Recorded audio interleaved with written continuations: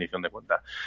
Es todo ello una pescadilla que se muerde la cola, es todo ello un sistema que tiene que convivir y que tiene que explicarse y que tiene que repetirse cosas como esto de, pues sí, mira, esto del derecho de acceso nos da mucho trabajo al funcionariado, es un poco pesado, pero es que si no se ejerce ese derecho, si la ciudadanía no pregunta, no nos va a obligar a seguir mejorando en la respuesta. Entonces, por lo que dice, la falta de transparencia muchas veces tiene más que ver con con la dificultad de ponerla en marcha que con la falta de voluntad por parte de los políticos. No voy a decir que sea el 100% de los casos, por supuesto, y nos consta que además en el pasado ha habido algunas personas con bastante voluntad por la opacidad, pero a día de hoy la mayor parte de los casos la voluntad existe. Ahora, las cañerías de cada administración son muy complicadas y es donde hemos estado trabajando nosotros, ¿no? En desatascar esas tuberías. Y es donde te decía antes que una administración más grande o más pequeña tiene sus pros y sus contras. Ayudar a una pequeña, pues, ¿qué es los problemas más grandes que tiene? La digitalización de la información, el manejo de esa información. Eso son las más pequeñas, pero las más grandes, como puede ser la propia Diputación, con los datos que hemos tomado nosotros, los problemas son otros, son de que se hablen entre servicios, que la información, quién de todos los servicios la tiene, cómo la publicamos.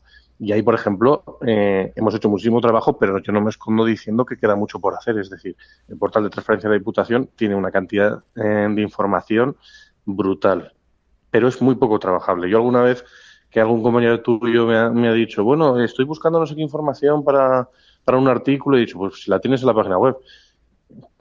A las horas me ha llamado diciendo, vale, mira a ver si me dices el link concreto porque no he sido capaz de encontrarlo. Bueno, pues eso significa que esa información estás cumpliendo la legislación, pero no eres realmente transparente y tienes que seguir mejorando. Bueno, entonces hablamos de dificultades o falta de herramientas. Por otro lado, la voluntad del político, que puede existir o no. Y al funcionariado casi siempre también, ¿eh? Y la del funcionariado, ¿no? Que a lo mejor le da más trabajo, ¿no? Muchas veces ser más transparente. Sí, a toda la casa. Es más trabajo para el político y tiene que estar pendiente de ello, pero es sobre todo más trabajo para los funcionarios. Y ahí, aunque también sucede lo mismo, que normalmente la voluntad es positiva, hay que entender su situación. Nos encontramos en situaciones en las que un mismo secretario hasta hace 4 días tenía que picar los datos para mandarlos al Ministerio de Hacienda y de repente le decían, oye, por ley de transparencia vas a tener que picar estos y otra vez aquellos, pero ahora para el portal de transparencia. Y decía, bueno, mira, yo tengo el tiempo que tengo, no dupliques mi trabajo a que simplemente repita una y otra vez el proceso. Esa es una de las cosas que, por ejemplo, nosotros le dijimos al Estado. Hay un montón de la información que nos volvían a pedir con la legislación vinculada a transferencia, que los ayuntamientos ya se la estaban enviando. Lo que decíamos es, por favor, hacer el bypass de esa información, que la información fluya, por ejemplo, entre el Ministerio de Hacienda y los portales de transparencia del Estado. Es un trabajo difícil porque quien tiene las herramientas a nivel estatal no vive el día a día de los ayuntamientos y a veces entre administraciones hay cierta sordera, no se ve la dificultad que se genera, pero ahí hemos estado intentando nosotros estar. Hay una serie de herramientas que nosotros hemos creado, que algunas tienen que ver con esto y otras no, y que hemos puesto a disposición, y que yo creo que es una de las cosas que también habría que destacar de esos 4 años, y si tienes tiempo te cuento también, que no sé cómo vamos. Sí, claro que tenemos tiempo. Sí, cuéntenos. Bueno, pues primero habría que explicar un poquito cuál ha sido el concepto con las herramientas informáticas que nosotros hemos manejado. Y el concepto ha sido siempre el de software propietario de la administración y de conocimiento abierto. ¿Qué significa esto? Significa que las herramientas que nosotros con las que queríamos trabajar tenían que ser propias en el sentido de que no estuviéramos pagando una licencia, como puedes pagar con un sistema operativo, no voy a decir una marca, pero que además nosotros decidiéramos que todas las mejoras que íbamos a hacer sobre ese software que íbamos creando lo íbamos a abrir, ¿no? Y que ese conocimiento que se iba generando se iba a poder ampliar para que otros ayuntamientos lo pudieran asumir. En esta línea han trabajado muchos de los denominados ayuntamientos del cambio y determinadas organizaciones, y ahí hemos generado ciertas sinergias. Yo creo que uno de los hitos más interesantes que hemos hecho desde la Diputación tiene que ver con Consul. Consul es una herramienta de este estilo, de código abierto, que se generó en su momento, y a partir de la cual los ayuntamientos se la, digamos, modificaban conforme a sus necesidades para poder generar estas plataformas como el Decidim Valencia o el Decide Madrid o el Decidim Barcelona o el de cada ayuntamiento. Esas plataformas que permitían pues los procesos participativos, las ILPs, los presupuestos participativos, una serie de materias muy interesantes para todo lo que tiene que ver con la participación, sobre todo online. Lo que suponían era un coste para el ayuntamiento que se lo hacía para sí mismo, ¿no? Que ponía las modificaciones que necesitaba para su propio ayuntamiento. Eso, para un ayuntamiento como Valencia, como Barcelona, no supone un gasto importante, pero cuando fuimos a la Diputación, para los distintos ayuntamientos sí que era un problema. Y además, nosotros siempre hemos creído que hay que ser eficientes y eficaces con los recursos públicos. Y ahí vimos claramente que había una posibilidad y es una de las cosas que estamos más orgullosos, porque enseguida empezaron a aparecer empresas que como pasó en su momento con el boom de la calidad, modificaban Consul para las distintas necesidades de cada ayuntamiento, ¿no? Y entonces cada ayuntamiento pues pagaba 15.000, 18.000, 10.000 euros para que le prepararan para su ayuntamiento la herramienta. Nosotros nos sentamos y dijimos, vamos a ver, hacer esto en multientidad, es decir, que pueda servir para distintos ayuntamientos, ¿cuánto le costaría a la Diputación?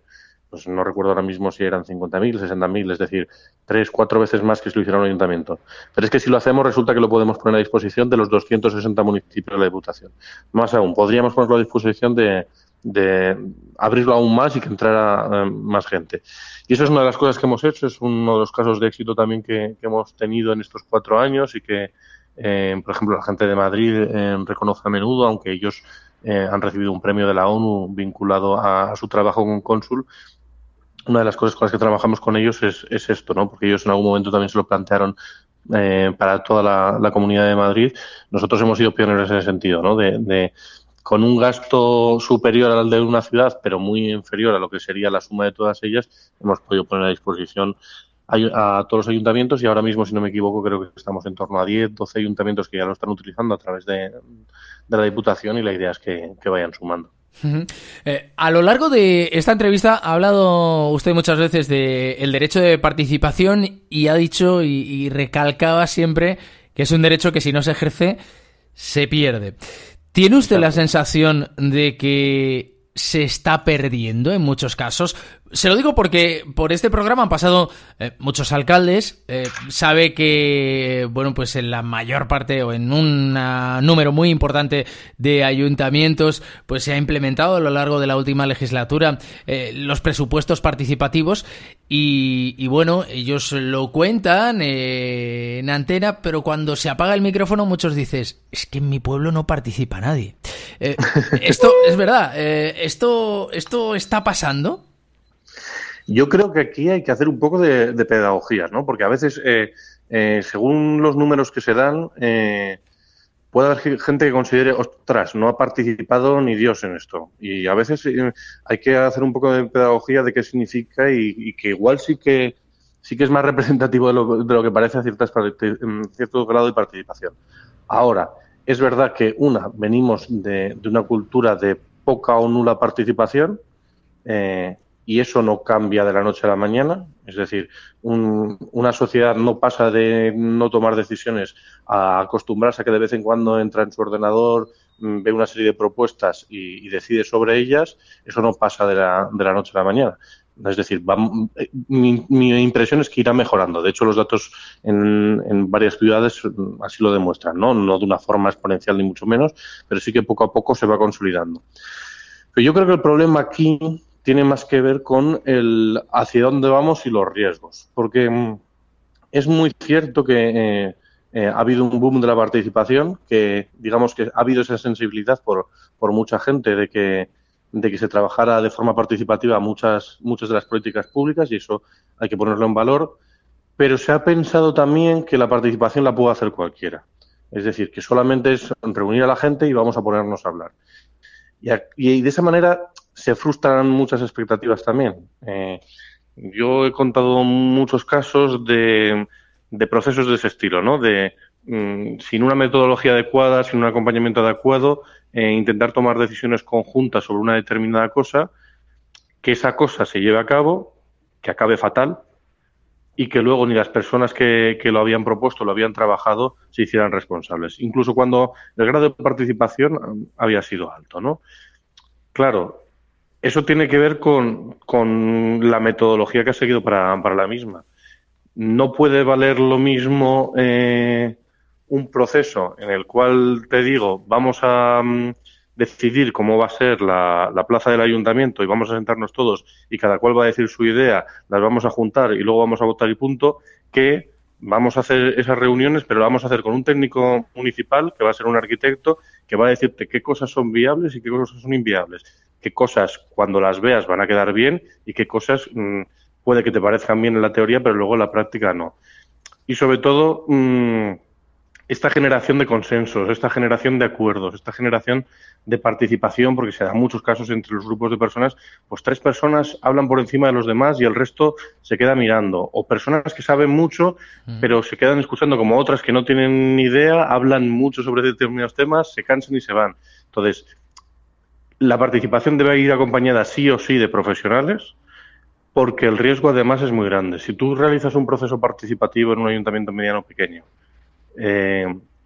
y es un fracaso, la siguiente vez que les convoques a otro proceso participativo probablemente te acuda mucha menos gente y muy poco convencida. Ajá. Hace muy poco se entregaron los premios Go en materia de transparencia, participación y gobierno abierto. Me fijo en el objetivo de los premios: innovar en el gobierno abierto. ¿Cómo se innova en transparencia? Bueno, pues lo que te decía antes va vinculado con lo de que el departamento, bajo mi punto de vista, no debería morir nunca. No es una cuestión puntual de vamos a ponernos al nivel o a la cabeza incluso y luego seguimos, sino qué soluciones se dan. Y aquí hay que ser muy imaginativos y la gente, por suerte, lo es, especialmente desde la sociedad civil organizada.